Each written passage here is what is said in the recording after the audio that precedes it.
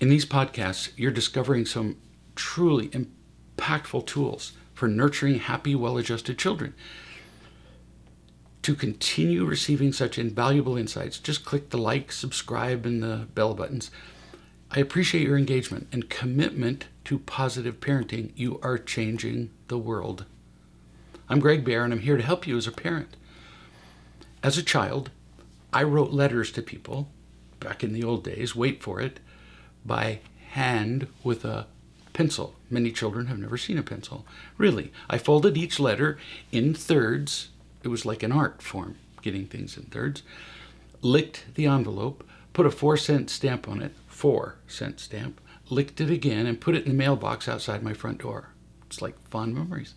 The mailman picked it up, and if things went perfectly, my letter arrived about 5 days later at the home of my friend or relative, and that was without using planes. At the end of the day, the recipient read the letter and responded the next day, maybe, ideally, with the usual folding, stamping, and mailing. So 2 weeks passed before I got a response to my initial thoughts, including a Sunday or two. Now, compare that to a typical communication now. A child texts a message on their phone with both thumbs flying faster than the eye can follow, attaches pictures or videos, sends it to a friend anywhere in the world. The recipient laughs out loud and responds. Total time for a two-way communication, maybe a minute, which is about 20,000 times faster than when I was the same age. Wow. There's nothing inherently wrong with speedy communication, but we're failing to see some of the side effects of speed. Like what? The moment kids generate a word or even a twitch of their hand, like in a video game, they are immediately rewarded with a response. They get an emoji, laughter, a video, a selfie, a word, a token, a treasure, points, immediately, sometimes dollars. Why does that matter? Because immediate communication, among other influences, trains a child to anticipate immediate reward, hence our preoccupation with screens. But each moment of sudden reward or pleasure is associated with a hit of dopamine, which is a neurotransmitter in the brain, the same transmitter producing the hit from cocaine. The more our children get, the more they want, like duh, and the more quickly they want it. Kids are drowning in a sea of dopamine. A phrase I borrowed from an expert, sea of dopamine, which is fun to be sure. But look at what's happening when they are drowning in this sea. The more they get, the more they want. And the more quickly they want it. A description of what's called immediate gratification. Eventually, they can't stop the pleasurable activities. They really can't. And that is the definition of addiction. And we're not paying attention to our kids wallowing around like cocaine addicts. As we parents enable them in these activities, we become their dealers. As kids learn this pattern of immediate and frequent rewards, they become trapped by it.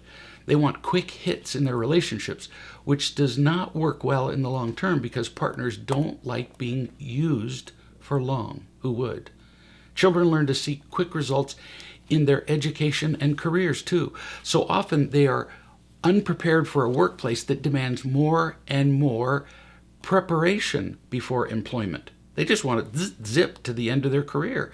They also miss the fulfillment of many creative pursuits like music, to just pick one, because learning the piano, as one example, in the beginning is more laborious and less exciting than playing a video game or bouncing around in the world of social media.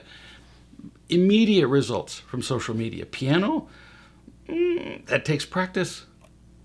When rats are freely allowed to stimulate their own pleasure centers, either directly through electrodes, if you could imagine it, or by drinking cocaine in their water, they will keep pressing the button or lever until they die from a lack of nutrition. Listen to that again.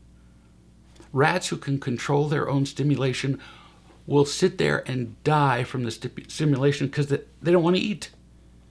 It's insane.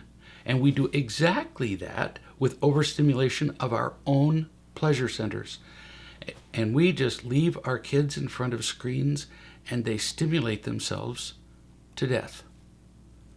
Who will teach children the joy of delayed gratification? Who's going to do that? Richer lives, not social media or games or apps where the experts there are dedicated to keeping them addicted. They want them addicted. They're using your kids, not the schools. The responsibility of teaching our children the way to find genuine happiness, to feel loved, be loving, and be responsible, falls on whose shoulders? Guess. Us, the parents. That's you. And I'm here to make parenting more effective and fun for you than you can even imagine.